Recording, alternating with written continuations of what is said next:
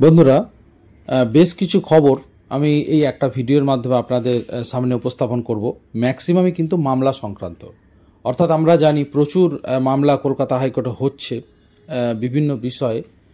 তো দেখুন, আনন্দবাজারে আজকে লেখা হয়েছে উচ্চ প্রাথমিকের দুর্নীতি কিনা জবাব তলব। অর্থাৎ উচ্চ প্রাথমিক স্তরে শিক্ষক নিয়োগেও চাকরি বিক্রি এবং দুর্নীতি হয়েছে কিনা সিবিআইয়ের কাছে তা জানতে চাইল কলকাতা হাইকোর্ট। মঙ্গলবার মামলার শুনানিতে বিচারপতি বিশ্বজিৎ বসুর নির্দেশ, আগামী মঙ্গলবার পরবর্তী শুনানিতে সিবিআইকে এ ব্যাপারে লিখিত বক্তব্য জানাতে হবে। এদিন সিবিআইয়ের উদ্দেশ্যে বিচারপতি বলেন, আপনারা চার্জশিট দিয়ে বলেছেন চাকরি বিক্রি হয়েছে, কি তথ্য প্রমাণ পেয়েছেন? টাকার লেনদেন সংক্রান্ত কিছু পেয়েছেন কি? এদিন স্কুল সার্ভিস কমিশনকেও অতিরিক্ত শূন্যপদের মেধা তালিকা পেশ করার নির্দেশ দেন তিনি। বিচারপতি বসুর পর্যবেক্ষণ, চাকরির পুরনো পদের ক্ষেত্রেও অনিয়ম হয়ে থাকতে পারে। প্রয়োজনে সিবিআইয়ের তথ্য প্রমাণ যাচাই করে সে বিষয়ে পদক্ষেপ করতে পারে আদালত। অর্থাৎ বুঝতেই পারছেন যে এই উচ্চ প্রাথমিকের দুর্নীতিও হয়েছে কিনা সেই নিয়েও কিন্তু মামলা হলো কলকাতা হাইকোর্টে এবং কলকাতা হাইকোর্ট রিপোর্ট চাইল। আরও দেখতে পাচ্ছেন যে কালকে শুনানির কথা বলা হয়েছে। ইতিমধ্যেই ভর্তি প্রক্রিয়া চলছে, কিন্তু কলেজে ভর্তির পোর্টাল এখনও খোলা রয়েছে ওবিসি সংক্রান্ত বিজ্ঞপ্তি বাতিলের পরেও। তো এটা কেন চালু রয়েছে সেই বিষয়ে মামলা হলো। অর্থাৎ ভর্তি সংক্রান্ত বিষয়ে ওবিসি করা যাবে না, সেই জন্য কিন্তু মামলাটা কিন্তু করা হয়েছে এবং এর শুনানি কিন্তু আগামীকাল। অন্যদিকে আরও একটি গুরুত্বপূর্ণ খবর দেখুন, আবেদনে বদল। কলকাতা হাইকোর্টে ওবিসি সংরক্ষণের মামলার জেরে শিক্ষক নিয়োগের আবেদনে কিছু পরিবর্তন আনলো এসএসসি। মঙ্গলবার একটি বিজ্ঞপ্তিতে জানিয়েছেন যে ওবিসি জনজাতিরা আবেদন করবেন সাধারণ ক্যাটাগরিতে। আবেদনপত্রে আদার্স বলে একটি শ্রেণীর উল্লেখ রয়েছে। এই আদার্স হচ্ছে সাধারণ প্রার্থীরা আবেদন করতে পারবেন, কারণ এসএসসি সংশোধিত পোর্টালে এখন আর ওবিসি জনজাতির আবেদনের জন্য আলাদা উল্লেখ নেই। উল্লেখ আছে শুধুমাত্র আদার্স বা সাধারণ ক্যাটাগরি এবং এসসি এসটি এবং বিশেষভাবে সক্ষমদের জন্য। ইতিমধ্যে যারা ওবিসি জনজাতি উল্লেখ করে আবেদন করে ফেলেছেন তাদের আপাতত আদার্স বা সাধারণ ক্যাটাগরিতে অন্তর্ভুক্ত করা হবে। অর্থাৎ বুঝতেই পারছেন, যেহেতু ওবিসি হাইকোর্ট বাতিল করে দিয়েছে, তো সেই জন্যে রাজ্য সরকার যে নির্দেশিকা জারি করেছিল সেটা বাতিল করে দিয়েছে, সেই জন্য কিন্তু এসএসসি আবেদনে বদল আনলো। দেখুন আরেকটি গুরুত্বপূর্ণ ক্ষমতা, যে সেনার 3 বাহিনীর মধ্যে সমন্বয় বাড়াতে 3 বাহিনীর জন্য যৌথ নির্দেশ দেওয়ার ক্ষমতা দেওয়া হলো chief of defence staff Anil চৌহানকে। আজ কেন্দ্রীয় প্রতিরক্ষা মন্ত্রী রাজনাথ সিংহ বিষয়টি অনুমোদন করেন। প্রতিরক্ষা মন্ত্রক সূত্রে বলা হয়েছে 3 বাহিনীর স্বচ্ছতা, সমন্বয় ও প্রশাসনিক দক্ষতা বাড়াতেই ওই সিদ্ধান্ত নেওয়া হয়েছে। বন্ধুরা, এইটা একটা অত্যন্ত গুরুত্বপূর্ণ খবর, কেন এর মাধ্যমে আপনারা জানতে পারলেন যে দেশের চিফ অফ ডিফেন্স স্টাফ কে। আমরা জানি চিফ অফ ডিফেন্স স্টাফ কিন্তু অত্যন্ত গুরুত্বপূর্ণ একটা পোস্ট এবং এটা চাকরির পরীক্ষার জন্য কিন্তু অত্যন্ত গুরুত্বপূর্ণ। এই ধরনের প্রশ্ন আসে। এর পরের খবরটা দেখুন, বিচারপতিদের আচরণবিধি নিয়ে আলোচনা সংসদীয় কমিটিতে। এটা অত্যন্ত গুরুত্বপূর্ণ খবর। সংসদের আসন্ন বাদল অধিবেশনে বিচারপতি যশবন্ত বর্মাকে অপসারণের প্রস্তাব আনতে উদ্যোগী নরেন্দ্র মোদী সরকার। সেই বিচারপতি দিল্লির বাসভবন থেকে বস্তা ভর্তি নগদ টাকা উদ্ধারের পরে কেন এফআইআর জেনারেল ডায়েরি হয়নি তা নিয়ে আজ সংসদীয় স্থায়ী কমিটিতে প্রশ্ন উঠল। আইন ও কর্মীবর্গ মন্ত্রকের সংসদীয় স্থায়ী কমিটিতে সাংসদরা আইন মন্ত্রকের আধিকারিকের কাছে এ বিষয়ে বিস্তারিত জবাব চেয়েছেন। মঙ্গলবার সংসদীয় স্থায়ী কমিটিতে হাইকোর্ট ও সুপ্রিম কোর্টের বিচারপতিদের আচরণবিধি, অবসরের পরে বিচারপতিদের পদ গ্রহণ নিয়ে আলোচনা হয়। সূত্রের খবর, সেখানে একাধিক সাংসদ মত দেন অবসরের পরে 5 বছর পর্যন্ত বিচারপতিদের কোনো সরকারি পদ গ্রহণ করা উচিত নয়। সেভাবেই বিচারপতিদের আচরণবিধি বা কোড অফ কন্ডাক্ট তৈরি হওয়া প্রয়োজন। প্রাক্তন বিচারপতিদের অবসরের পরেই তাদের সাংসদ হওয়া উচিত কিনা তা নিয়েও প্রশ্ন ওঠে। তাৎপর্যপূর্ণ হল, প্রাক্তন প্রধান বিচারপতি তথা বর্তমানে রাজ্যসভার সাংসদ রঞ্জন গগৈ এই কমিটির সদস্য হলেও তিনি এদিনের বৈঠকে কিন্তু যোগ দেননি।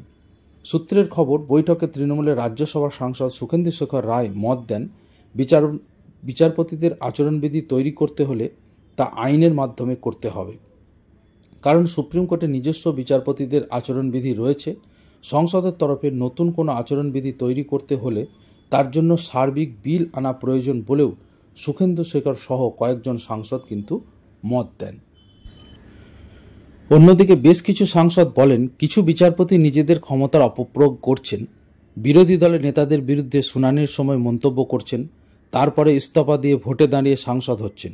কিছু সাংসদ অভিযোগ তোলেন, কয়েকজন বিচারপতির রায়ে রাজনৈতিক মতাদর্শের প্রতিফলন দেখা যাচ্ছে। তারপরে তারা রাজনৈতিক জনসভাতে যোগ দিচ্ছেন।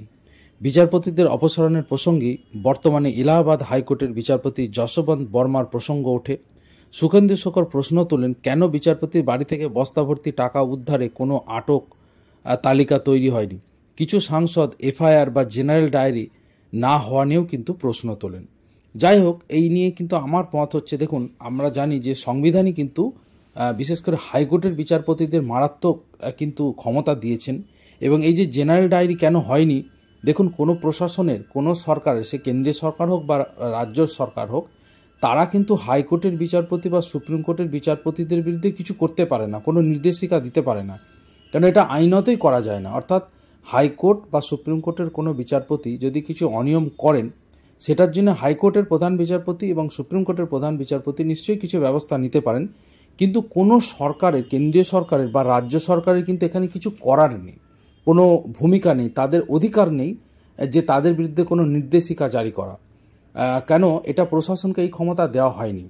কিন্তু অবশ্যই বিচারপতিদের অপসারণ করা যায়, তার জন্য কি করতে হবে, রাজ্যসভা এবং লোকসভার 2/3 সাংসদের সমর্থন প্রয়োজন অপসারণের জন্য।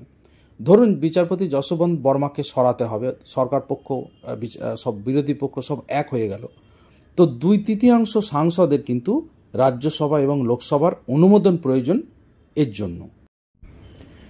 এরপর কি হবে, এরপর অর্থাৎ লোকসভায় ধরুন অপসারণের প্রশ্নে পাশ হলো, সাংসদদের মত নেওয়া হলো, সেখানে 2/3 সাংসদ হয়তো রাজি হয়ে গেলেন অপসারণের প্রশ্নে।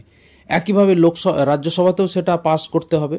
এবং দুক্ষেত্রেই অপসারণের প্রশ্নের যে বিষয়টা যখন আসবে, সেটা কিন্তু লোকসভার যিনি স্পিকার এবং রাজ্যসভার উপরাষ্ট্রপতি অর্থাৎ রাজ্যসভার চেয়ারম্যান, তাদের হাতে কিন্তু প্রস্তাবটা পাস হবে কি না হবে, অপসারণের প্রস্তাব, সেটা কিন্তু তাদের হাতে থাকছে। অর্থাৎ তারাও, তাদের এখানে একটা ক্ষমতা থাকছে, সেটা পেশ করবেন কি করবেন না। যাই হোক, নিশ্চয়ই পেশ করতে হবে, নাহলে তো হবেই না।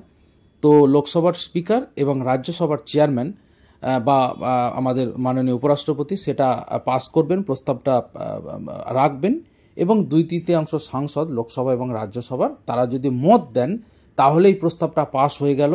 এরপর সেটা রাষ্ট্রপতির কাছে যাবে এবং রাষ্ট্রপতি তখন সই করলে বিচারপতি কিন্তু পদ থেকে অপসারণ করা যাবে। এটা হচ্ছে নিয়ম। তো এখন সেটা কিছুদিন আগেই এই নিয়ে বেশ কিছু লেখালেখি হচ্ছিল। এই বিষয়টাও আজকে আনন্দবাজারে প্রকাশ করা হয়েছে 6 নম্বর পেজে। তো আমি এটা অত্যন্ত গুরুত্বপূর্ণ মনে করলাম। বিচারপতিদের আচরণবিধি নিয়ে সংসদীয় কমিটিতে আলোচনা হয়েছে। বিশেষ করে মাননীয় বিচারপতি, এখনও পর্যন্ত তিনি বিচারপতি, তাকে মাননীয় বলতেই হয়, যশবন্ত বর্মা, তার অপসারণের যে প্রস্তাব, সে ব্যাপারে উদ্যোগী হয়েছে নরেন্দ্র মোদী সরকার।